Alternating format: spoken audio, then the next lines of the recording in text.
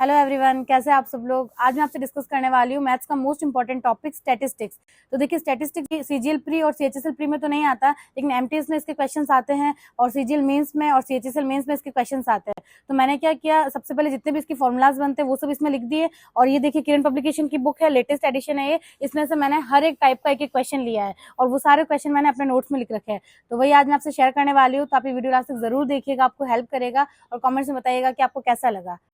देखिए, स्टैटिस्टिक्स सांख्यिकी, इसमें हमारा फर्स्ट फॉर्मूला आता है माध्य का।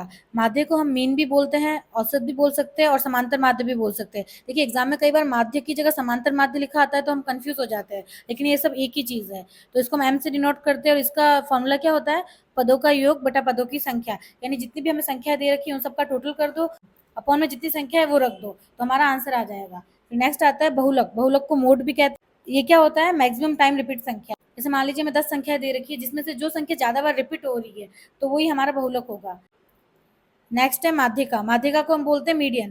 अब देखिए, इसे कैसे सॉल्व करेंगे हम। सबसे पहले जितनी भी संख्या दे रखी है उन्हें आरोही क्रम में जमा लीजिए। आरोही क्रम मतलब छोटे से बड़ा, सबसे पहले छोटी संख्या फिर बड़ी संख्या है, ऐसे करके जमा लीजिए। कि हम आरोही क्रम में जमाएंगे तो या तो वो संख्या सम होगी या फिर विषम होगी। अगर वो सम संख्या है, मान लो 10 है, तो हम क्या करेंगे, 10/2 करेंगे तो हमारा आंसर क्या आएगा, 5। तो हमें क्या करना है, पांचवी और छठी संख्या लेनी है, उनका योग करना है और अपॉन में 2 से डिवाइड कर देना है। जो हमारा आंसर आएगा वो हमारी माध्यिका होगी। लेकिन वही अगर हमारी संख्या विषम हो तो हमें क्या करना है, जैसे मान लो 9 संख्या है तो हम क्या करेंगे, 9 + 1 10/2 यानी पांचवा पद। तो जो पांचवा पद है वही हमारा आंसर होगा।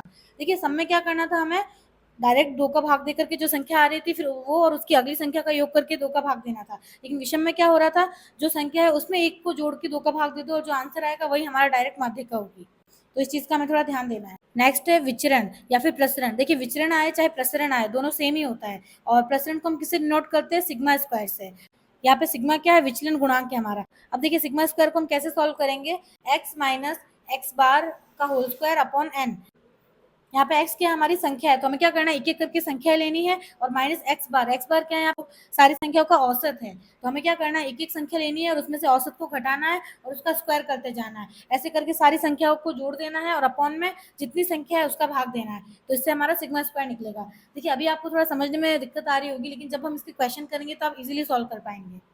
नेक्स्ट है बहुलक। बहुलक को कैसे सॉल्व करते हैं, अब देखिए, अब नेक्स्ट कई बार एग्जाम में क्या होता है, मैं माध्यिका और माध्य दे देता है और बहुलक पूछ लेता है, या फिर बहुलक और माध्यिका दे देता है और माध्य पूछ लेता है, तो हम कंफ्यूज हो जाते हैं कि डायरेक्ट कैसे निकालें। तो इसका एक फॉर्मूला होता है, बहुलक बराबर 3 माध्यिका माइनस 2 माध्य।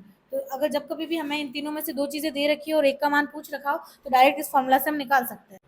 और इसे याद कैसे कर सकते हैं आप, देखिए, बहुलक तो जो संख्या ज्यादा बार रिपीट हो वही होता है तो इसको हम अलग से रख देंगे साइड में। और माध्यिका, देखिए माध्यिका 3 है, माध्यिका बड़ी होती है और माध्य छोटा होता है। देखिए, माध्य वर्ड है छोटा, माध्य, और माध्यिका है बड़ी, वर्ड भी बड़ा है थोड़ा, तो माध्यिका के गुणा में आएगा 3 और माध्य के गुणा में आएगा 2।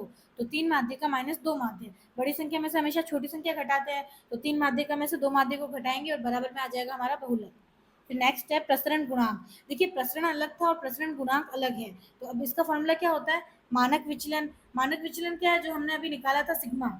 मानक विचलन कहो चाहे विचलन गुणांक कहो वो सेम ही होता है। इसका मान क्या होता है, सिग्मा। तो सिग्मा मल्टीप्लाई 100 अपॉन माध्य। तो ये होता है हमारा प्रसरण गुणांक का फॉर्मूला। देखिए, प्रसरण क्या होता है, सिग्मा स्क्वायर, लेकिन वही हमें प्रसरण गुणांक पूछे तो उसका फॉर्मूला क्या होगा, सिग्मा मल्टीप्लाई 100 अपॉन एक्स बार। अब देखिए, मैंने क्या किया, एक क्वेश्चन लिया है एग्जाम्पल के लिए और उसके ऊपर सारे फॉर्मूलाज अप्लाई करके आंसर निकाला है। तो इससे हम एक ही क्वेश्चन से सारे फॉर्मूलाज इजीली लर्न कर सकते हैं और हमें समझ में आ जाएगा कि हमें कैसे सॉल्व करना है। देखिए, क्वेश्चन है हमारा, 7 छात्रों का स्कोर 4 6 3 1 4 2 8 है।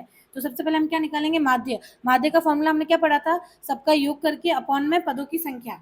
तो हमारे पास टोटल योग कितना आएगा, 28 बटा टोटल पद कितने 7, तो बराबर में 4, यानी हमारा औसत कितना है 4। फिर नेक्स्ट है माध्यिका।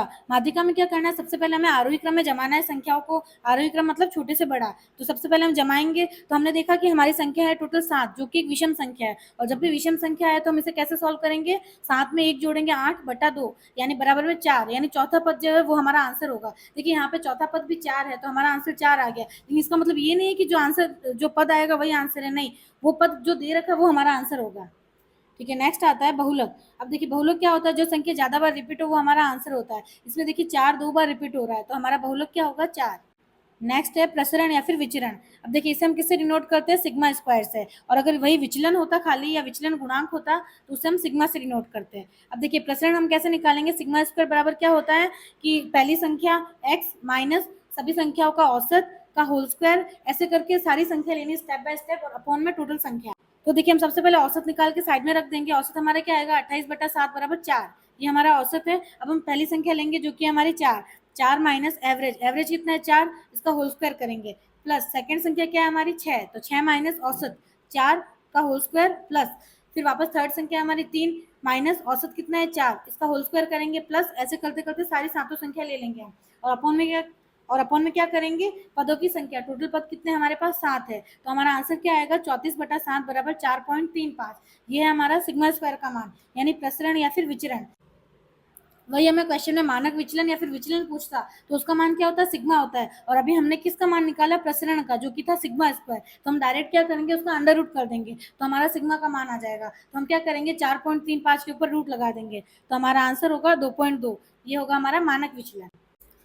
अब देखिए नेक्स्ट आता है वर्ग अंतराल निकालना। अब देखिए हमें क्या होता है एग्जाम में सारणी दे रखी होती है, 0 से 10, 10 से 20, 20 से 30, ऐसे करके सारणी दे रखी होती है। तो अब हम वर्ग अंतराल कैसे निकालते हैं, जैसे इसमें मैंने एग्जांपल ले रखा है 0 से 15, तो 0 हमारी क्या है लोअर लिमिट है और 15 क्या है अपर लिमिट है, ये हमारा वर्ग अंतराल होता है। फिर नेक्स्ट आता है मध्यमान। मध्यमान कैसे निकालते हैं, mid value lower limit plus upper limit को ऐड कर दो और अपॉन में 2 से डिवाइड कर दो, तो इससे हमारा मध्यमान आ जाएगा। फिर नेक्स्ट आता है परास या फिर परिसर। अब इसे रेंज भी बोलते हैं। देखिए मैं परास या फिर रेंज तो याद रहता है, लेकिन एग्जाम में कई बार परिसर लिखा आता है तो हम कंफ्यूज हो जाते हैं। Upper limit minus lower limit, जैसे वर्ग अंतराल हमें दे रखा है 15 से 25 तक, तो परास क्या होगी हमारी, अपर लिमिट है 25 माइनस लोअर लिमिट है 15, तो हमारा आंसर क्या होगा 10, 10 हो गई हमारी परास। अब देखिए क्वेश्चन हमें दो तरीके से पूछ सकता है, पहली सारणी देखिए इस तरीके से भी पूछ सकता है और दूसरी सारणी दे रखी है ऐसे भी पूछ सकता है। तो पहली सारणी में क्या दे रखा है हमें, एक्स आई का मान दे रखा है 5, 15, 25 और 35, लेकिन वही हम दूसरी सारणी में देखें तो क्या हो रहा है, हमें एक्स आई का मान खुद को निकालना पड़ रहा है, क्योंकि हमें क्या दे दिया 0 से 10, 10 से 20, ऐसे पूरी लिमिटेशन दे रखी है, अपर लिमिट और लोअर लिमिट दे रखी है। तो हमें एक्स आई का मान निकालना, और एक्स आई का मान निकालने का तरीका मैंने बता रखा है आपको, क्या करना है 0 + 10/2, यानी जो लोअर लिमिट है प्लस अपर लिमिट अपॉन में 2, तो इससे हमारा एक्स आई का मान आ जाएगा। सबसे पहले पहली सारणी देखते हैं, इसमें हमें एक्स आई के मान दे रखे हैं, फिर हमें एफ का मान दे रखा है, इससे हम एफ एक्स आई का मान निकाल देंगे। अब हम क्या करेंगे, इन दोनों को गुणा कराएंगे, तो 5 × 5 25, फिर 15 × 10 150, 25 × 8 200 और 35 × 6 बराबर 210, ये आ गया। और टोटल एफ का सम कितना है हमारे पास 29, और टोटल ये एफ एक्स आई का सम कितना है हमारे पास 585।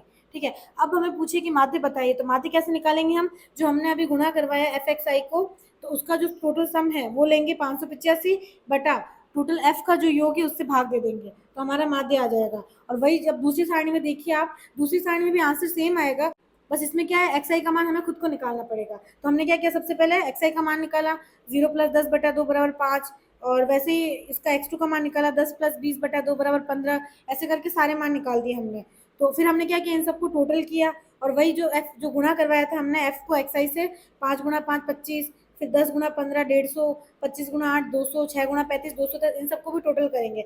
फिर हमारा माध्य का फॉर्मूला क्या होगा, एफ एक्स आई का टोटल सम 585 बटा जो एक्स आई का हमने निकाला मान उसका टोटल सम अपॉन में 29। अब देखिए नेक्स्ट क्वेश्चन आता है हमारा बहुलक। देखिए बहुलक का हमने पहले सिंपल वे में क्या पढ़ा था कि एक रो में हमें संख्याएं दे रखी होती थी और उसमें जो संख्या सबसे ज्यादा बार रिपीट हो रही होती वही हमारा आंसर होता, लेकिन अब की बार इसने क्या सारणी बना के दे दी, हमें एक टेबल की फॉर्म में दे दिया। अब हम इसमें बहुलक कैसे निकालेंगे, देखिए हमें फर्स्ट रो में तो क्या दे रखा है, उम्र दे रखी है, और सेकंड रो में क्या दे रखा है, बच्चों की संख्या। अब हमें इसमें बहुलक का मान पूछा है, तो आप देखिए सबसे पहले कि बच्चों की संख्या सबसे ज्यादा किस में है, बहुलक का मतलब ही वही होता है कि जो सबसे ज्यादा बार रिपीट हो। 19 सबसे ज्यादा संख्या है, लेकिन 19 हमारा आंसर 19 नहीं होगा, 19 तो हमारी उच्चतम आवृत्ति हो गई कि 19 संख्या सबसे ज्यादा, मतलब 19 संख्या में बच्चे हैं सबसे ज्यादा, लेकिन हमारा आंसर क्या होगा 9 वर्ष होगा। 9 वर्ष के जो बच्चे हैं उनकी संख्या 19 है, यानी बहुलक क्या हुआ हमारा 9।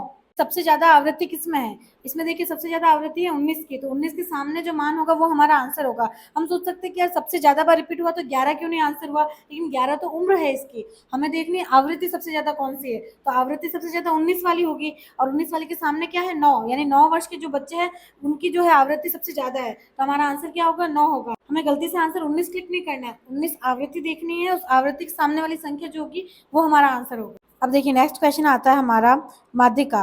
देखिए सिंपल माध्यिका तो हम कैसे निकालते थे कि आरोही क्रम में जमाते, फिर सम और विषम संख्या के अकॉर्डिंग हम उनका योग करके आंसर निकाल लेते थे। लेकिन अब हमें क्या सारणी के फॉर्म में दे रखा है, तो अब हम इसे कैसे सॉल्व करेंगे? देखिए फर्स्ट रो में हमें क्या दे रखा है कि प्रति गेंदबाज विकेटों की संख्या, और सेकंड में दे रखा है गेंदबाजों की संख्या। तो सबसे पहले हमें इसमें भी यही करना है कि आरोही क्रम में जमा देना है। तो एक्सआई हमारा क्या है? आरोही क्रम में जमाना। तो देखिए 1 के सामने 9 है गेंदबाजों की संख्या, तो यहाँ पे भी हमने वही लिख दिया। सबसे पहले 1 के सामने आवृत्ति क्या है इसकी? 9, फिर 2 के सामने आवृत्ति 5, ऐसे करके इनको हमने सीक्वेंस वाइज जमा दिया। फिर अब हमें संचय आवृत्ति निकालनी है, सीएफ। और सीएफ निकालने का तरीका क्या होता है?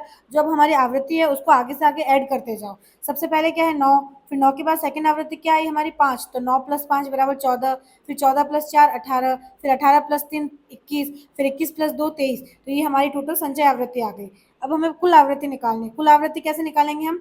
जो 23 है हमारा लास्ट में टोटल आवृत्ति जो आई 23, उसके अंदर 2 का भाग देंगे, तो हमारा आंसर आएगा 11.5। हमारी 11.5 क्या हमारी कुल आवृत्ति है। लेकिन हमें क्वेश्चन में क्या पूछा है? माध्यिका पूछा है। तो माध्यिका कैसे निकालेंगे हम कि 11.5 जो मान है हमारा वो किसके बीच में आता है? तो आप हमारी संचय आवृत्ति वाली रॉ देखिए कि 11.5 किसके बीच में आता है? 9 और 14 के बीच में आता है। तो अब हमें क्या करना है? जो बड़ी वाली संख्या है 14, उसके सामने वाली संख्या हमें लेनी है। 14 के सामने हमारे एक्सआई का मान कितना है?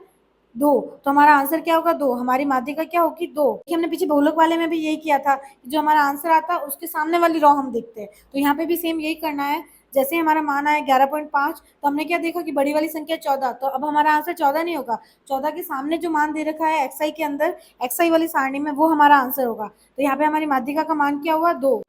अब देखिए नेक्स्ट क्वेश्चन, ये भी माध्यिका का क्वेश्चन है। अब देखिए इसमें इसने क्या कर रखा है कि हमें सीक्वेंस वाइज पहले से जमा के दे रखा है आरोही क्रम में, तो हमें एक्सआई का मान निकालने की जरूरत नहीं है, इसने पहले से खुद से दे रखा है। और फिर हमें आवृत्ति दे रखी है इसने घरों की संख्या एफ, आवृत्ति बराबर 8 7 3 8 4।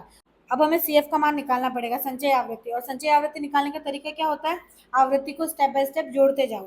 तो सबसे पहले 8 का 8, फिर 8 + 7 15, फिर 15 + 3 18, फिर 18 + 8 26, और 26 + 4 30। अब देखिए अब हम माध्यिका कैसे निकालते हैं? जो हमारी लास्ट की आवृत्ति है टोटल 30, उसको 2 से भाग देते, तो हमारा आंसर क्या है? 15। देखिए इससे पहले वाले क्वेश्चन में तो क्या था हमारे पास? बीच का आंसर था। जैसे 8 और 15 है, इसके बीच का आंसर आया था हमारे पास। तो हम क्या कर रहे थे? जो बड़ी वाली लिमिट है जैसे कि 15, तो उसके सामने वाला जो है वो हम आंसर ले रहे थे। लेकिन अब की बार क्या एग्जैक्ट 15 ही आंसर आ गया, और हमारे जो सारणी है उसके अंदर भी 15 दे रखा है। तो इसमें हमें ऐसा नहीं है कि 15 के सामने वाला डायरेक्ट आंसर ले लिया, नहीं। अब इसमें हमें क्या ध्यान रखना होगा कि एक तो 15 के सामने वाली संख्या, और एक 15 से जो बड़ी है 18, उसके सामने वाली संख्या लेनी होगी। तो 15 के सामने वाली क्या है? 1, और 18 के सामने वाली 2। इन दोनों को जोड़ के फिर 2 का भाग देना है, तो वही हमारी माध्यिका होगी। तो हमारा क्या आंसर आएगा? 3/2। अब देखिए नेक्स्ट क्वेश्चन है। अब देखिए बहुलक के 2 टाइप हम पहले पढ़ चुके हैं। एक तो सिंपल सा था, एक सीरीज दे रखी होती थी, उसमें जो संख्या ज़्यादा बार रिपीट हो रही है वो हमारा बहुलक होता था। फिर सेकंड हमने पढ़ा कि सारणी के फॉर्म में होता था, लेकिन डायरेक्ट हमें संख्या दे रखी होती थी, तो हम निकाल लेते थे उससे। लेकिन अब थर्ड बारी में क्या है कि अब हमें वर्ग अंतराल के फॉर्म में सारणी दे रखी है, जैसे 0 से 10, 10 से 20, 20 से 30, ऐसे इस तरीके से दे रखी है। तो अब इसमें बहुलक निकालने का तरीका क्या होता है? इसके लिए एक अलग से फॉर्मूला होता है। फॉर्मूला क्या है बहुलक का? L + F1 - F0 upon 2F1 - F0 - F2 multiply H। ये क्वेश्चन एग्जाम में आ रखा है, सीजीएल 2022 के मेंस में ये क्वेश्चन आया था फॉर्मूले के ऊपर बेस्ड। तो आप देखिए यहाँ पे F1 क्या है? 16, मतलब मैक्सिमम वैल्यू। देखिए हमारी जो F सारणी है, आवृत्ति वाली सारणी, उसमें सबसे ज्यादा मैक्सिमम नंबर कौन सा है? 16 है। 16 की सबसे ज्यादा आवृत्ति हुई है। तो देखिए 16 हमारा F1 का मान है। फिर हमें निकालना है L का मान। तो L का मान कैसे निकलेगा? जो हमारा F1 है 16, उसके सामने वाले की निम्न सीमा। तो देखिए 16 के सामने निम्न सीमा और उच्च सीमा क्या है? निम्न सीमा है 30 और उच्च सीमा है 40। तो हमारी निम्न सीमा जो है वो हमारा L का मान होगा, तो L बराबर 30। फिर हमें निकालना है F0 का मान। तो F0 क्या होगा? जो हमारी आवृत्ति है F1 बराबर 16, उसके ऊपर वाली संख्या। तो 16 के ऊपर वाली संख्या क्या है? 10 है। तो F0 का मान क्या हो गया? 10।